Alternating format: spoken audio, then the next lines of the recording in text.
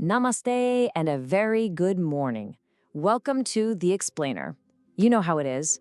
You open the news and it's just this barrage of headlines, right? A strike here, some political drama there, a new factory announcement over here. It feels like a bunch of random, totally disconnected puzzle pieces. But what if I told you they all fit together, that they're all part of one giant, fascinating picture? Well, today, that's exactly what we're gonna do. We're gonna connect those dots. Yup. That's our mission today. We're going to grab a whole handful of news stories from literally every corner of India. We're talking film sets and factory floors, we're talking about parliament and even sacred temples. And we're going to weave them all together. By the end of this, you're not just going to know what happened, you're going to see how it all connects into this incredible story of a nation on the move. So, what's the secret key to unlocking this puzzle? It's this one simple idea: a tug of war. Seriously, look at almost any headline, and you'll find it. It's this constant, powerful push and pull. On one end of the rope, you've got progress, yanking with all its might, trying to drag things forward with new ideas and big money. And on the other end, you've got tradition, dug in deep, holding firm. You've got labor pulling for its rights, while capital pulls for growth. This fight, this tension, this is the engine that's shaping modern India. And today, we're going to follow that rope. All right, so here's our roadmap for today. We're going to see this tug of war play out in 5 different arenas. We'll start with the economy, then dive into politics and governance. After that, we'll look at the environment, zoom out to see India's place in the world, and then we'll end with something that brings everyone together. Ready? Let's jump in. Okay, first up, Section 1, the price of progress. This is maybe the most classic tug of war of them all. Think of it like a heavyweight championship fight. In this corner, you've got labor, the people whose sweat and skills literally build everything around us. And in the other corner, you have industry, the big engines of capital promising jobs, growth, and the future. It's the ultimate showdown over what's fair, what's valuable, and what it really costs to move forward. So let's look at labor's side of the rope. You've got 2 completely different scenes, but the exact same story. Over in Hyderabad, the lights have gone out on Tollywood. The entire Telugu film industry, silent. Why? Because the workers, the folks who build the sets and run the lights, are on strike. They're demanding a 30% wage hike they say was promised but never delivered. Just imagine that for a second. You're seeing these movies make crores and crores, but your own paycheck isn't budging. It's a huge reminder that all that on-screen magic is built by real people who need to pay their bills. Now jump over to Karnataka, the people who drive the buses, the ones who get literally millions of us to work every day. They were ready to walk out. Their complaint? Unpaid wages. The situation got so tense, the High Court had to step in just to keep the state moving. So you see, movies and buses, different worlds, but it's the same exact pull on the rope. Pay us what we're worth. Okay, now feel the rope get yanked hard in the other direction. This is the pull of progress, of capital, and it looks like this. $500 million.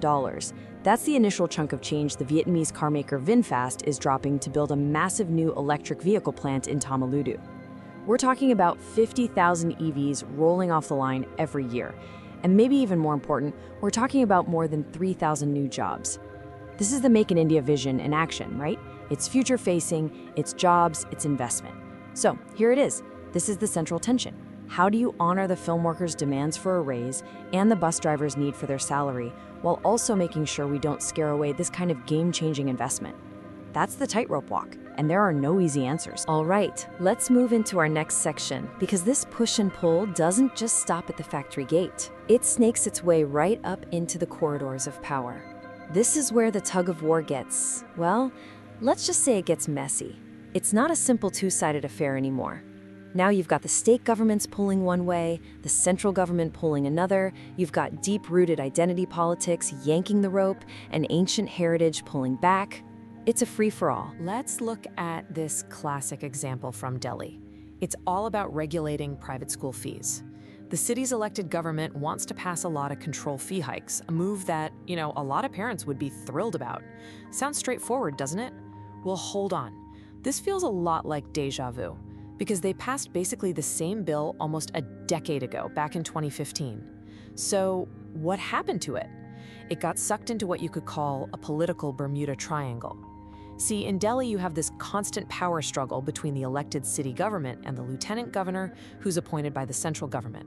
And so a bill that seems popular can just get stuck for years, not because of what's in it, but because it's a piece in a much bigger chess game between two centers of power. And then there's a poll that can be so powerful, it actually redraws the map of the country.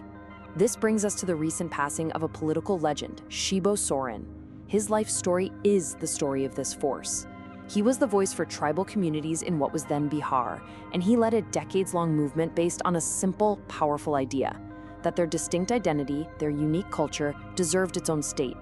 This was a tug-of-war that went on for generations, a pull of regional identity against the established state boundaries. And in the end, they won. In 2000, the state of Jharkhand was born. His life is a perfect mirror of how India has been shaped by the power of identity. And that brings us to a tug-of-war over something that goes even deeper than politics or identity. It's about our shared history, our heritage. The Supreme Court is now taking a hard look at a law from all the way back in 1949. This law decides who manages the Bodh Gaya Temple, one of the most sacred places for Buddhists worldwide. The case boils down to one huge question. Who gets to be in charge of our sacred sites? Is it the government, the secular state, managing it for all citizens? Or should it be the community of believers for whom the site is holy? This isn't just a court case, you guys. This is a fundamental debate about who holds the keys to our past. Okay, let's shift gears to an arena where the tug-of-war has stakes that are, well, existential. Our planet's pulse. This is where the relentless pull of human progress and development smashes right up against the needs of the environment. And let me tell you, this isn't just a two-way pull. This rope is being yanked on from every possible angle. So on one side, you have the government pulling hard on the rope. They're trying to enforce the ban on single-use plastics, and the number is just wild. Look at that, nearly 2,000 tons of banned plastic have been seized. To give you a mental picture, that's like seizing about 400 full-grown elephants worth of plastic. It's a huge amount. They've also collected almost 20 crore rupees in fines. This is the government giving a massive yank, trying to pull the whole country in a new direction, away from plastic. But, and this is a huge but, as hard as the government pulls, there's another force pulling back just as strongly. Everyday reality. The pull of convenience. Look, you can ban things all day long, but if you don't have cheap, easy, and readily available alternatives for that plastic cup or bag, people are going to use what works. Which is why we have this take here. It really is like trying to empty the ocean with a teaspoon. Seizing plastic is treating the symptom, but without good alternatives, you're not stopping the problem at its source. And you know, while we're all busy with our little human tugs of war, there's another player in the game, and that's nature itself. And when nature pulls on the rope, everybody pays attention. Right now, there's a red alert out for Kerala and parts of Tamil Nadu. We're talking warnings of extremely heavy rainfall. Now, the monsoon has always been intense there, but climate change is turning up the volume, making it more unpredictable, more dangerous. This isn't just tomorrow's forecast, folks. This is the planet pulling back, reminding us that in this tug-of-war between us and the climate, nature is an incredibly powerful opponent. But you know what? Amidst all this heavy news, you get these little glimmers of pure hope, a small but powerful pull in the right direction. For the first time in 7 years, endangered red panda cubs have been born in a conservation center in Sikkim.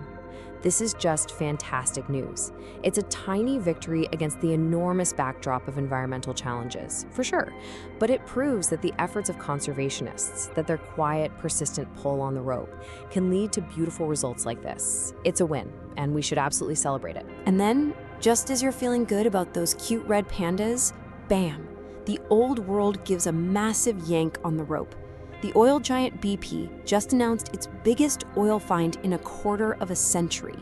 A quarter of a century. Just think about that for a second. The whole world is talking about green energy, about moving away from fossil fuels, and one of the world's biggest companies hits the jackpot with a massive new oil field. This just throws a huge wrench in the works. It's a powerful, powerful reminder of how strong the pull of the fossil fuel economy still is. It's not going away quietly. Okay, time to zoom out. Let's step back from all these internal battles and look at the global stage. Because if you think the tug of war is complicated inside India, wait till you see what's happening out there.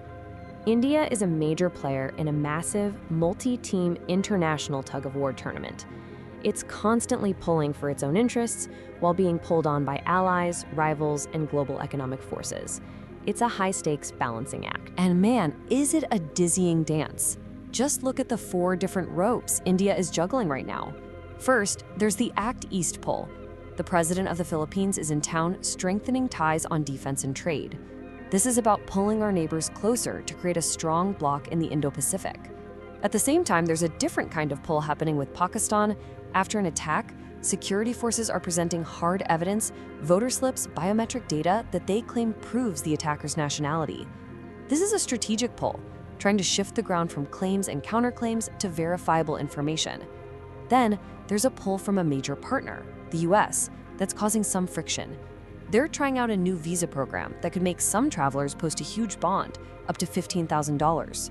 It's controversial because it basically ties your trustworthiness to your bank account, and that could affect Indians hoping to travel. And finally, there's the pull of learning from others. We're watching closely as the IMF gives a thumbs up to Saudi Arabia for successfully growing its economy beyond oil. For a country like India, also on a big diversification mission, that's something you pay close attention to. 4 different arenas, 4 different pulls, all happening at once.